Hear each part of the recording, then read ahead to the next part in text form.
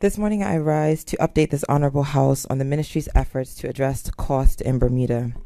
The Bermuda Affordable Agenda constitutes phase one of the Ministry's journey to address affordability in Bermuda and reflects the Ministry's mandate to lead efforts on behalf of the government.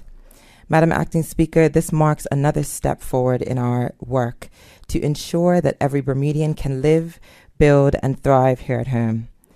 Members will recall that in February 2025, the Ministry received a clear and focused mandate to address the cost of living on our island. This agenda is proof of our swift action to address lived experiences where residents expressed that the costs are just too high. The data gathered from more than 2,200 residents and 270 businesses in March and April of this year indicated that immediate relief was expected, but in order for it to be applied successfully, it must be practical and fair. Madam Acting Speaker, beyond collecting data, we engaged with industry, held focus groups, and tested ideas to ensure policy reflected the real experiences and outcomes.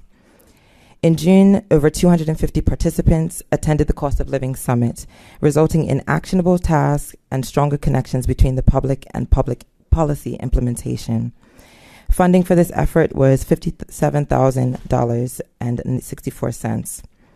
Mr. Speaker, since the summit, the Ministry has analyzed and refined more than 300 proposals into clear, actionable plans. Phase one is tabled today, while additional proposals continue to be assessed for viability ahead of publication.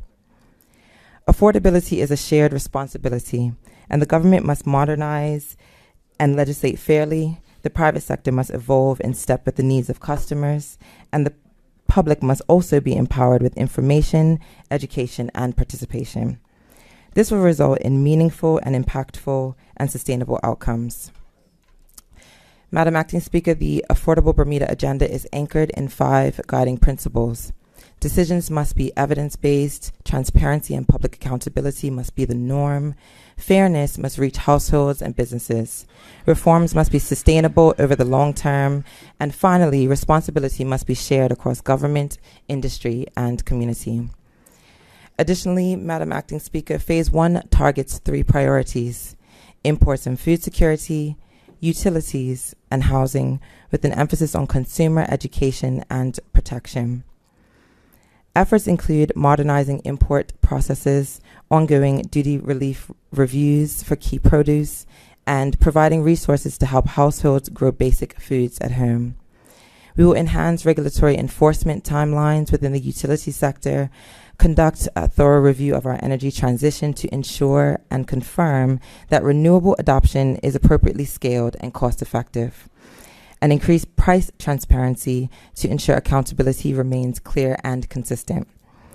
With regards to housing, Madam Acting Speaker, we have introduced, or an advance rather, landlord and tenant reforms, which seek to create equity between the rights afforded to both landlords and tenants. Madam Acting Speaker, because informed customers drive fairer markets, the Ministry will launch a consumer rights campaign so that every resident knows their options, understands their protections, and can seek redress with confidence. Madam Acting Speaker, in support of immediate relief while advancing other cost savings initiatives, wholesalers and retailers have been invited to participate in short-term price reductions on select national brands, commonly purchased by families. The reduction will be shared equally, 10% from wholesalers and 10% from retailers for a 9-month period, starting the 1st of November. This initiative is additional to weekly in-store discounts and applies to essential categories such as baby formula, rice, dairy, toiletries, and cleaning supplies. Participating entities include the BGA, Butterfield and Vallis, Viking Foods, the Marketplace, Dunkley's Dairy, and the Linders Group. Additionally, the Ministry is pleased to also announce that the Garden Market will also be joining this initiative, and information can be found on the costofliving.gov.bm website in the coming days.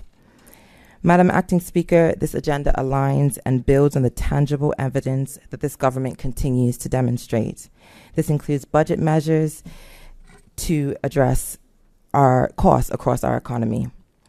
Madam Acting Speaker, the Cost of Living Commission will oversee implementation and monitoring, ensuring delivery of reforms, recommending regulatory safeguards, and providing quarterly reports with support from the ministry.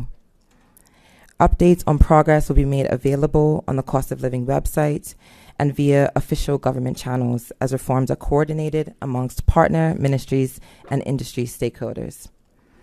I would like to extend my gratitude to the Chairman of the Cost of Living Commission, Ms. Michelle Jackson, and Deputy Chairman, Mr. Neville Grant of the Cost of Living Commission, along with our private sector partners and private sector experts for the dedication and collaboration. The principles of unity, equity, and measurable outcomes underpin our approach. Phase 1 transitions from consultation to implementation, introduces savings measures, and establishes a foundation for comprehensive reforms in imports, utilities, and housing. Madam Acting Speaker, the Ministry will advance priority legislative initiatives as outlined in the agenda and report to this Honourable House on a quarterly basis. It is important to note that Bermuda has taken concrete steps to address affordability through policy development, collaborative partnerships, and practical action. Thank you, Madam Acting Speaker.